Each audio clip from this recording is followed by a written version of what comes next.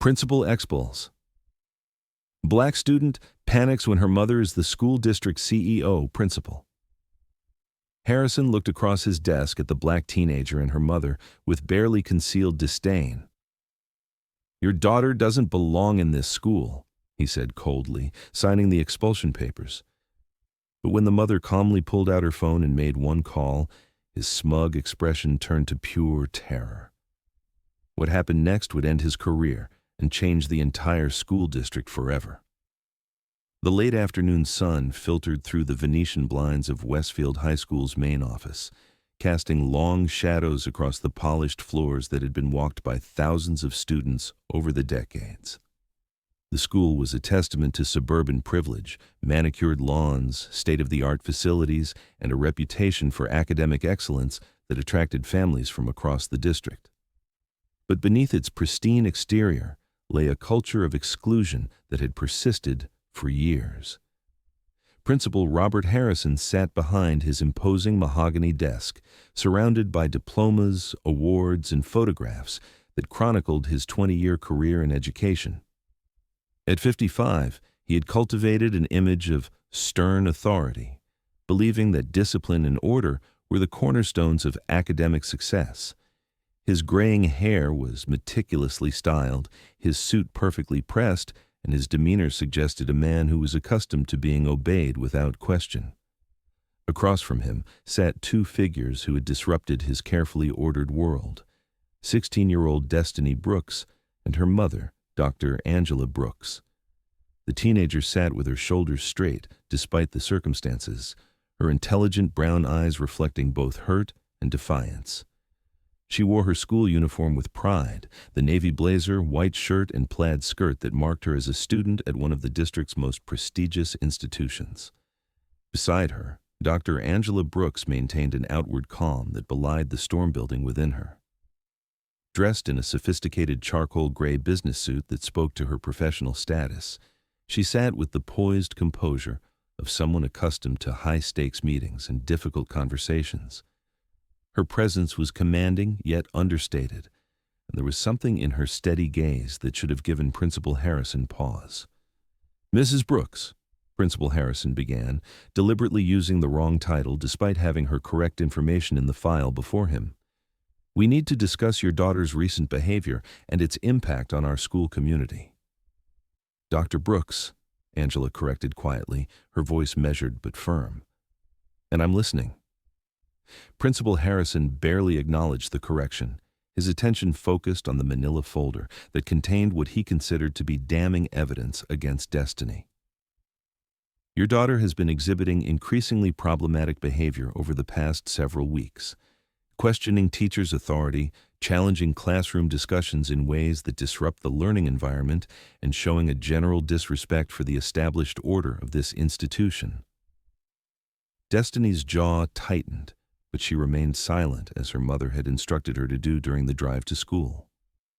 They had prepared for this meeting, knowing that Principal Harrison had been building a case against Destiny ever since she had started speaking up about the inequities she observed in her classes. "Can you provide specific examples of this alleged disruptive behavior?" Dr. Brooks asked, her tone maintaining its professional calm while her mind cataloged every word and gesture from the man across the desk. Principal Harrison leaned back in his chair with the confidence of someone who believed he held all the cards. "Last week, during her American history class, Destiny interrupted the lesson to argue with Mrs. Peterson about the textbook's portrayal of slavery. She insisted on bringing up what she called alternative perspectives that weren't part of the approved curriculum." "You mean she engaged critically with the material and demonstrated knowledge of historical sources beyond the textbook?" Dr. Brooks asked, her eyebrow raising slightly. "She disrupted the class and challenged the teacher's authority," Harrison replied sharply. "This is exactly the kind of behavior that creates division among our students and undermines the educational process." As Principal Harrison continued his litany of complaints, a clear pattern began to emerge.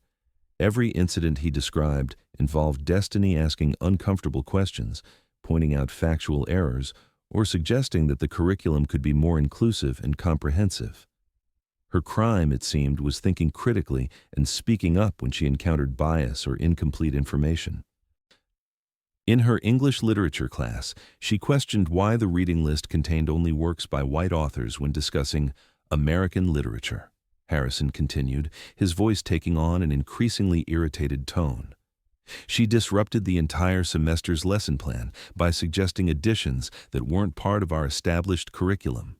She suggested including authors like James Baldwin and Toni Morrison in a discussion of American literature, Dr. Brooks asked, her voice remaining steady despite her growing outrage. She challenged the teacher's expertise in the curriculum that has served this school well for decades, Harrison replied defensively. This kind of agitation creates unnecessary controversy and makes other students uncomfortable. Destiny finally spoke, her young voice clear and strong. I made other students uncomfortable by suggesting we read Pulitzer Prize winners and Nobel laureates. You see, Harrison said, gesturing toward Destiny as if her question proved his point. This is exactly the attitude problem we're dealing with, argumentative, confrontational, and disrespectful. Dr. Brooks placed a gentle hand on her daughter's arm, a silent signal to let her handle the situation. She had heard enough to understand exactly what was happening here, and it was a story that was heartbreakingly familiar to her. Furthermore, Principal Harrison continued, pulling out what he clearly considered to be his strongest evidence. Yesterday's incident in the cafeteria was the final straw. Destiny was seen arguing with cafeteria staff about what she called food inequality and encouraging other students to complain about the difference in meal quality between the free lunch program and the regular meal service. She pointed out that students receiving free lunches were getting nutritionally inferior food. Dr. Brooks asked, her professional interest genuinely piqued despite her personal outrage. She created a disruption and encouraged other students to join in her complaints, Harrison said, his voice rising slightly. This kind of agitation is precisely what we cannot tolerate in an institution that prides itself on order and academic excellence. So to be clear, Doctor, Brooks said slowly, you're expelling my daughter for demonstrating critical thinking skills, advocating for educational equity, and standing up for students who are receiving substandard treatment. I'm expelling her for being a disruptive influence who refuses to respect authority and follow established protocols, Harrison replied firmly. Westfield High School has maintained its excellent reputation by maintaining certain standards of behavior and academic focus. Students who cannot or will not meet those standards would be better served at institutions more suited to their particular needs. The implication hung in the air like a noxious cloud. Dr. Brooks felt the familiar sting of coded language that she had encountered throughout her own educational journey, but seeing it directed at her brilliant, passionate daughter brought a clarity of purpose that was almost frightening in its intensity. Principal Harrison reached for his pen with the satisfied air of a man who believed he was solving a problem efficiently and permanently. Effective immediately, Destiny Brooks is expelled from Westfield High School for repeated violations of our behavioral code and disruption of the educational environment. I'll be recommending her transfer to Lincoln Alternative School, where the environment might be more appropriate for her learning style.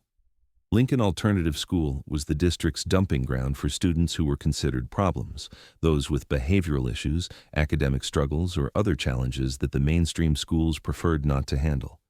It was also overwhelmingly populated by students of color, despite making up only a small percentage of the district's overall enrollment. You're sending her to the alternative school for asking questions and advocating for equity? Dr. Brooks asked, her voice still calm but now carrying an edge that should have warned Harrison that he was walking into dangerous territory. I'm placing her in an environment where her particular educational needs can be better addressed, Harrison replied, the bureaucratic language rolling off his tongue with practiced ease. Some students simply aren't a good fit for the rigorous academic environment that Westfield provides. He signed the expulsion papers with a flourish, clearly proud of what he considered to be a decisive action that would restore order to his school. This decision is final and effective immediately. Destiny will need to clear out her locker and return any school property by the end of the week. Dr. Brooks sat quietly for a moment, studying Principal Harrison's face as he organized the paperwork that would effectively end her daughter's educational trajectory if left unchallenged. Then, with the calm deliberation of someone who had just made a critical decision, she reached into her purse and pulled out her phone. "Before we finalize this," she said quietly, "I think there's someone you should speak with." Principal Harrison looked up with mild irritation. "Mrs. Brooks, this decision has been made. There's nothing that—" "Dr. Brooks," she corrected again, her finger already dialing a number that she knew by heart. "And actually, there is." The phone rang twice before a crisp, professional voice answered. "Superintendent Chen's office, this is Margaret." "Margaret, it's Angela. Is Robert available? I need to speak with him immediately about a situation at Westfield High School." Principal Harrison's confident expression began to waver slightly. The casual way she had asked for Superintendent Chen by his first name suggested a familiarity that didn't fit with his assumptions about who this woman was. "Of course, Dr. Brooks. Let me put you right through." The blood drained from Principal Harrison's face as he heard his boss's secretary address this woman with the same title and the same tone of respect that she typically reserved for board members and district administrators. "Robert, it's Angela Brooks. I'm currently sitting in Principal Harrison's office at Westfield High School, and I think we have a very significant problem that requires your immediate attention and intervention." Principal Harrison could hear the superintendent's voice through the phone, though he couldn't make out the specific words being exchanged. What he could see, however, was the way Dr. Brooks's expression shifted from controlled anger to something that looked almost like grim satisfaction, as if events were unfolding exactly as she had expected them to. "Yes, that's absolutely correct," she continued, her voice taking on the authoritative tone she used in executive meetings.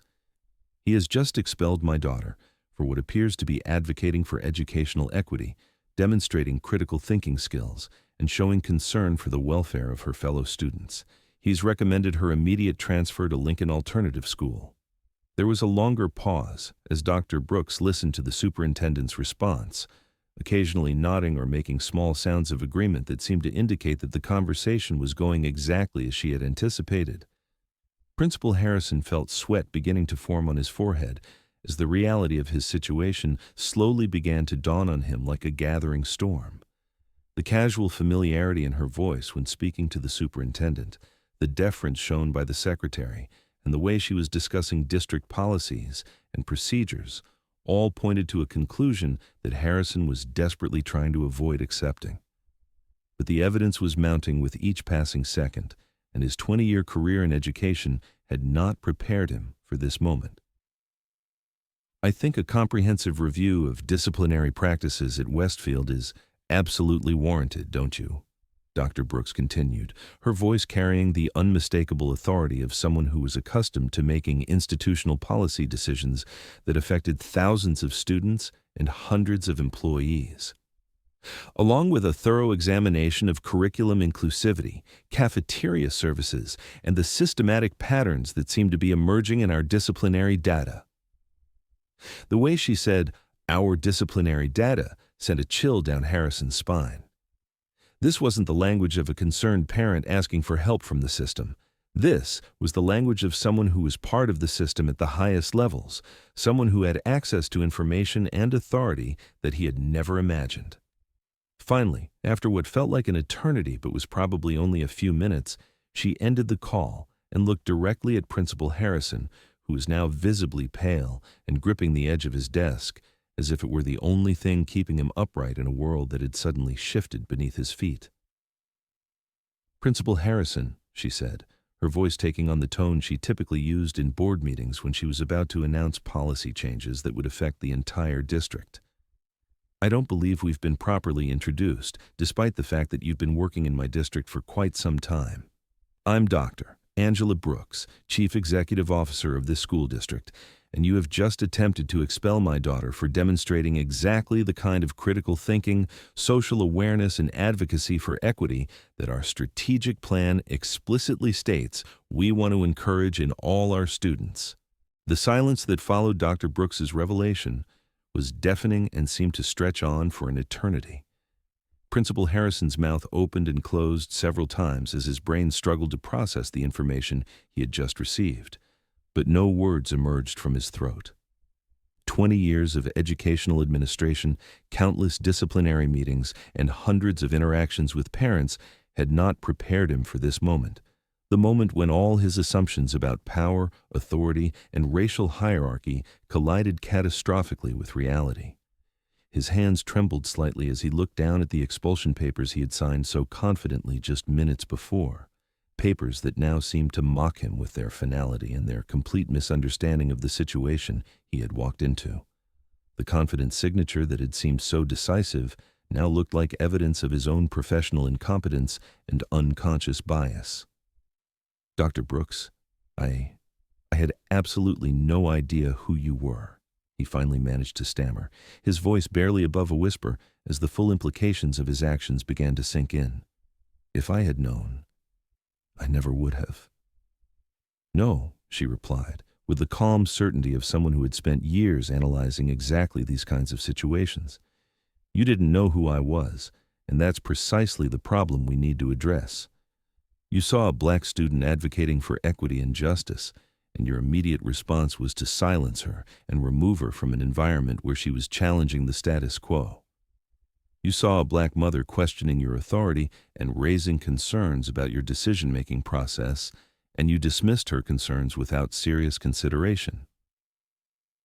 Destiny watched in fascination as the man who had seemed so powerful and intimidating just minutes before seemed to physically shrink before her eyes. The transformation was remarkable and more than a little satisfying, but it was also educational. She was witnessing firsthand how quickly authority could crumble when it was built on assumptions rather than actual power or moral authority. "The most troubling part of this entire interaction," Dr. Brooks continued, her voice taking on the analytical tone she used when reviewing data and identifying systematic problems, "is that nothing about your behavior toward my daughter would have been different if I had been anyone else. If I had been a single mother working 2 jobs, if I had been a recent immigrant still learning English, if I had been anyone without the institutional power to challenge your decisions, you would have proceeded with this expulsion without a second thought." The accuracy of her assessment hung in the air between them, like an indictment. Harrison knew that she was absolutely right, and the knowledge of his own bias was almost more devastating than the realization of who she was. "I'd like to rescind that expulsion immediately," Harrison said quickly, reaching for the papers he had signed so confidently just minutes before. "Obviously, there's been a misunderstanding, and I think we can work something out that's beneficial for everyone involved." "Oh, the expulsion absolutely stands, Doctor," Brooks replied, causing both Harrison and Destiny to look at her in surprise and confusion. "But not for my daughter. As of this moment, you are suspended from your position pending a full investigation into your disciplinary practices, your curriculum oversight, and your apparent pattern of targeting students who advocate for equity and inclusion." The words hit Harrison like a physical blow. His career, his reputation, his financial security, everything he had worked for over 2 decades was suddenly hanging by a thread because of a single meeting that had gone catastrophically wrong. Within 2 hours of Dr. Brooks's phone call to Superintendent Chen, teams of district investigators, external consultants, and community representatives descended upon Westfield High School like an investigative task force responding to a crisis. What they found was a pattern of discriminatory practices that went far beyond Destiny's individual case and revealed systematic problems that had been hiding in plain sight for years.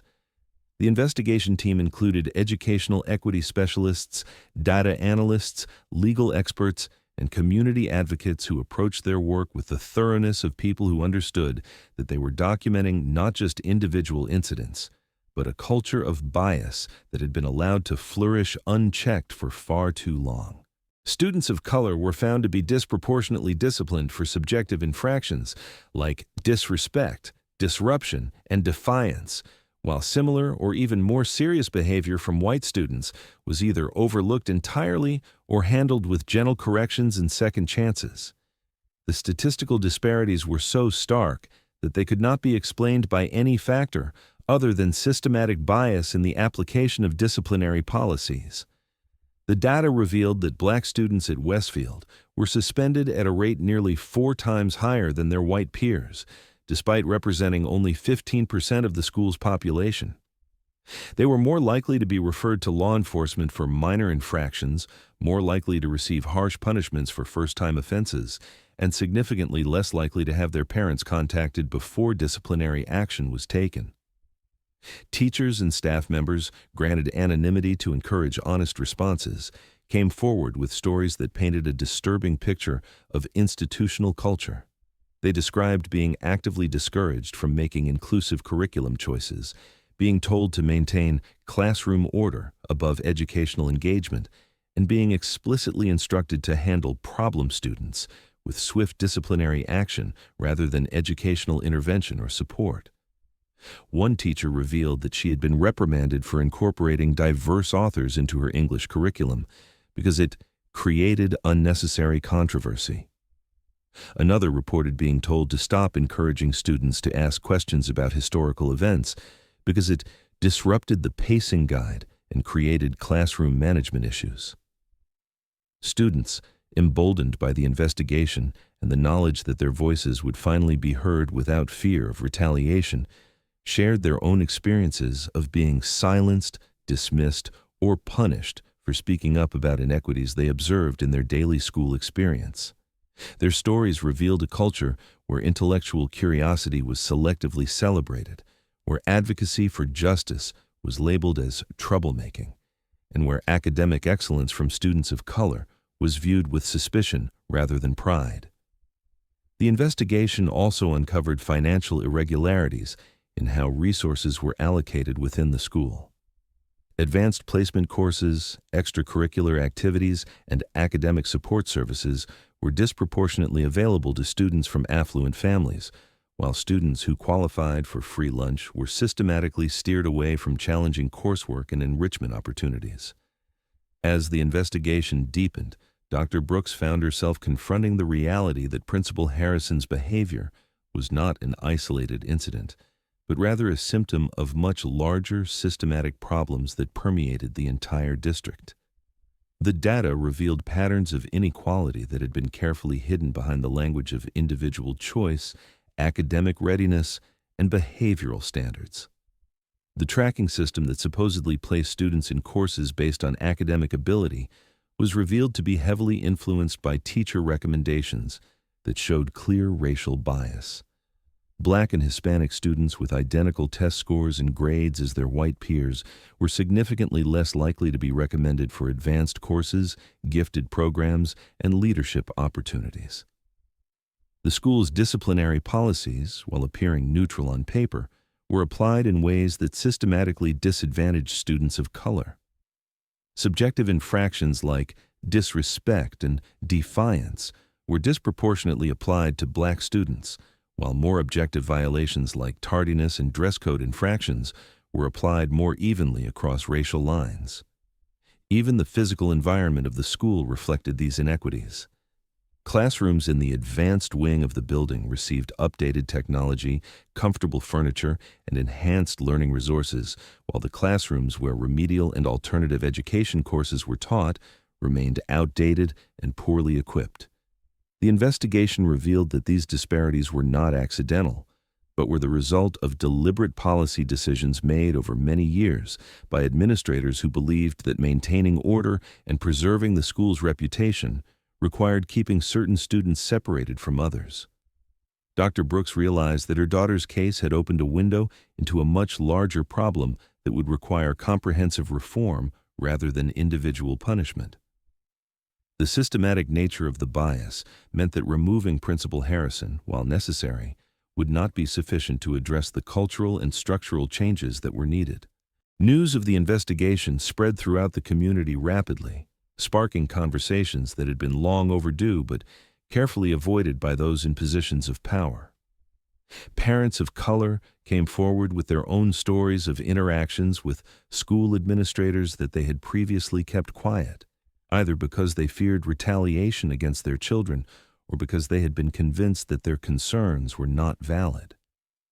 The revelations prompted community meetings that drew hundreds of participants, many of whom had never before felt comfortable speaking publicly about their experiences with the school district.